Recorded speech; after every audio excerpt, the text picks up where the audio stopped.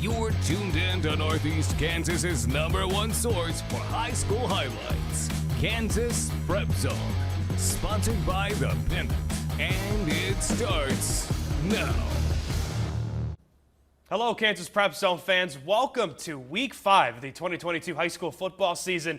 Time is certainly flying by, as we know, but Katie, that War on 24 game today, wow. That was a good game, and I'm excited to watch those highlights back. Let's not even talk more. Let's just get right to those highlights. Our game of the week, as we know, brought to you by Lewis Toyota, the War on 24, Rossville at Silver Lake. Well, it was senior night in Silver Lake this evening. No score after one quarter. We head to the second. Rossville has the ball at the 6, handed off to Braden Hensley. He sheds off one tackle and finds the end zone. 7-0 Rossville at the half. In the third, the Dogs pick up right where they left off. 1 yard score here by Cade Pirine. That puts Rossville up 14-0. Moving to the fourth, Silver Lake finally gets on the board with a touchdown to Elijah Barnes. This gives Silver Lake something to cheer about. Final seconds of regulation, Tanner Martin gets pressured, flushes out of the pocket and unloads a prayer. It looks underthrown, but freshman Dane Johnson comes back, makes the grab, finds the end zone, ties the game at 14. Let's go to overtime. Rossville gets things started with an easy score here by Braden Hensley, again his second of the game. Then it's Silver Lake's turn now. Tanner Martin fires a dart to Troy Hyman. Silver Lake is down 1, decides to go for 2 and the win. Martin stands in the pocket, finds Hyman again, and it's time to celebrate. You can see Lane Gillespie there catching up with the celebration. Silver Lake wins the War on 24 by the score of 22-21. Lane, what a game. I got to tell you, it was definitely difficult to keep up with that celebration. It was a big-time celebration. Later on, the students even came out on the field after the handshakes. But the lights are out here on Silver Lake, and it was a lights-out ball game. And without a doubt, I think the biggest story is the comeback by Silver Lake. They were down 14-0 going into the fourth quarter. 2 scores just like that, especially, you see that one to end regulation, that was absolutely nuts. We talked to the head coach for Silver Lake about that decision to go for 2 and the guy that he decided to trust to get that score. Mine was when I was in the huddle and I asked who wants to go win it. I said, Troy Hyman, you want to go win this game? He said, sure. I said, say yes, bud. He goes, yes, sir. How about that senior leadership from Troy Hyman to say yes, sir, to his head coach? Without a doubt, the best game that we have had so far on the year. Definitely worthy to be the Lewis Toyota game of the week. And the War on 24 did not disappoint. This also ended the drought that Silver Lake had after Rossville won 3 straight over the past couple of seasons. Silver Lake finally getting into the win column. Without a doubt, an unbelievable game, and I'm sure there are more to come here for the rest of Kansas Prep Zone. Let's send it back to you guys in the studio for more highlights. Thanks, Lane. I love your energy. Man, what a game. A 1-point game in overtime. What more can you ask for from the War from 24? You know what? Hey, that's what we need. Well, hey, let's get to our next game. DeSoto makes the trip to Shawnee Heights on this beautiful Friday night, where the Thunderbirds are looking for their 4th straight win. This one is scoreless through the first quarter. Shawnee Heights trying to get something going. A bad snap here. QB Nick Freeland can't handle it, and the Wildcats, they're going to recover the second fumble for the T-Birds. But on the very next play, DeSoto's Bennett Hutchison, he's got some butterfingers, ball's loose, and Jackie Lee, he scoops up the fumble, but nothing doing there for Shawnee Heights. Wildcats Carson Miller, he will get DeSoto on the board. Great play design here. He's going to find some pay dirt, 36-yard TD score. It's 7-0. The Shawnee Heights trying again to find their rhythm, but Freeland, he's going to be picked off by Charlie Tadlock here. And the Thunderbirds, they are shut out, snapping their 3-game win streak. Your final score, 28-0.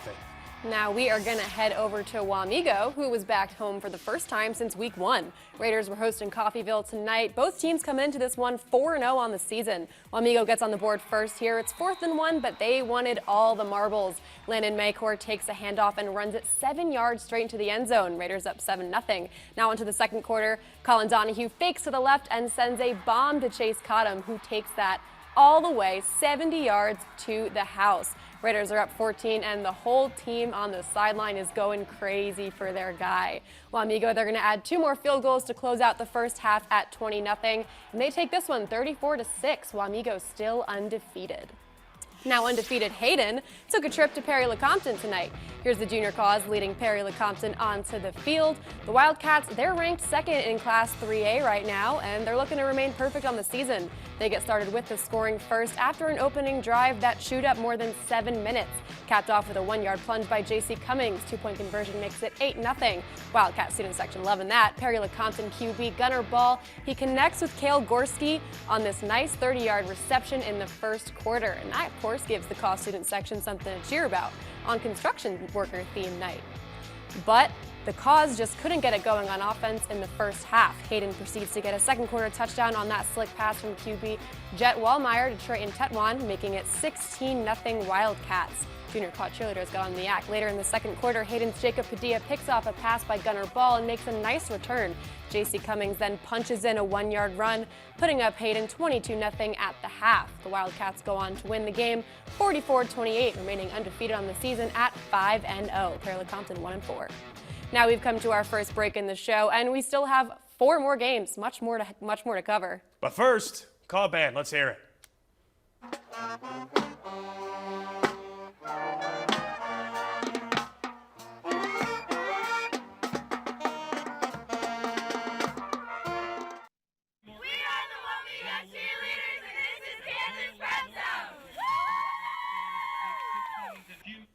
Thank you, Amigo cheerleaders, and welcome back to Kansas Prep Zone. We've got a lot more on the docket for you. That's right, yes we do. Let's start with 2 3-1 teams, Junction City traveling to Washburn Rural. It's 7-6 coming out of the half, but the Blue Jays, they were not messing around. Quarterback Xavier Felton, he's going to launch one to Elijah Byers, hauls it in over the shoulder catch. He's like, yeah, I got that one. Nice play there. That leads to this. Felton takes the snap and he'll fall in for the 3-yard score. That makes things 14-6. For the Junior Blues, they are not mustering much offensively. Blue Jays are going to continue to capitalize. Felton, he will connect there with Sheldon Butler-Lawson for the tutty. It's 21-6. The Washburn Rural's Branton DeWeese, he's going to roll out looking for something, but he's ultimately picked off by Michael Bonowski, and that's going to put the icing on the cake for Junction City. The Blue Jays take this one 24-6 your final, moving to 4-1 on the year. And now we're going to head over to Royal Valley. They were hosting Holton tonight. Holton, they're going to rack up a 14-0 lead, but in the second quarter, the Panthers, they finally get on the board. Aiden McKenzie is going to QB sneak in a score, and the 2-point conversion is good. Wildcats still up 14-8, though, and they add to that lead soon after. Matt Liers is going to run past the Panthers, and he goes long. He's going all the way to the house for some pay dirt. He gets Holton up 21-8 before halftime. Liers then pitches it to Jace Boswell, who's going to find an opening, and he avoids that tackle, puts the Wildcats up 28-8. Holton goes on to win 48-15. Now there was a good game over at Rock Creek hosting Marysville tonight. Jaden Winans, Dalton Whitworth, and Ethan Burgess all contributing to the Mustangs' huge 56-21 win over the Bulldogs. And Riley County looking for their second win of the season tonight, but they instead get shut out by Sabetha 35-0. Sabetha moves to 4-1 on the season. Now, Topeka High falls 81-13. Wow, to Wichita Northwest. Manhattan beats Emporia 58-7. Burlingame wins their homecoming game 57-26 to stay undefeated. Highland Park falls to Lincoln Prep, their first loss of the season, 59-22. And Nemaha Central beats Jeff West 67-6. St. Mary's leaves Valley Falls with a win 65-14. And we're now at that time of the night again. It's our play of the night. Who's going to take it home in week 5? Well, it's going to be Wamigos' Colin Donahue finding Chase Cottom for the 70-yard sprint to the end zone. Donahue's been really having a solid season and filling in at the QB position, and Cottom's teammates, they were absolutely loving this moment to double the Raiders' lead in the second quarter. Whole sideline's going to freak out there. We love that. Hey, you know what? You got to love 70-yard touchdowns, 10-yard, 20 yards. You know, you got to love that. And hey, remember, we got K-State, KU, and Washburn. They are all home tomorrow. K-State at 11, KU at 2:30, and Washburn at 4 against Emporia for the Turnpike Tussle. So that's going to be a very good one. We have crews all around for those games tomorrow. Katie will be here to anchor. And so, hey, you got to love it. Hey, KU could go to 5-0. Yeah. K-State could be 4-1. Has had their big upset over number 6 Oklahoma. Yes, and then KU going up against Iowa State. They're 3-1, so that should be a good one. Yeah. Jalen Daniels was actually on SportsCenter the other day. So yeah, I saw that. They're starting to get recognition. Jalen Daniels could be, possibly, we don't know yet, a Heisman Trophy winner. Yeah. I mean, he's he's looking really, really good. Jayhawks looking great. And, of course, Turnpike Tussle. I'm excited to go there to that tomorrow. Washburn and Poirier State. Poirier State took that game 35-30 last year. They were one of Washburn's only losses in the regular season last year. And we know Washburn was 9-3 last year, and Poirier State was 6-6. Both of those teams look really good this year, so I know tomorrow is going to be another great one. We also got KU volleyball, also playing number 13 Baylor tomorrow. So again, Saturdays are always fun for us here at WMBW, so stick with us for all of those games tomorrow. But hey, Week 5, another great one here for Kansas Prep Zone. That's all going to do it for us. Have a great night.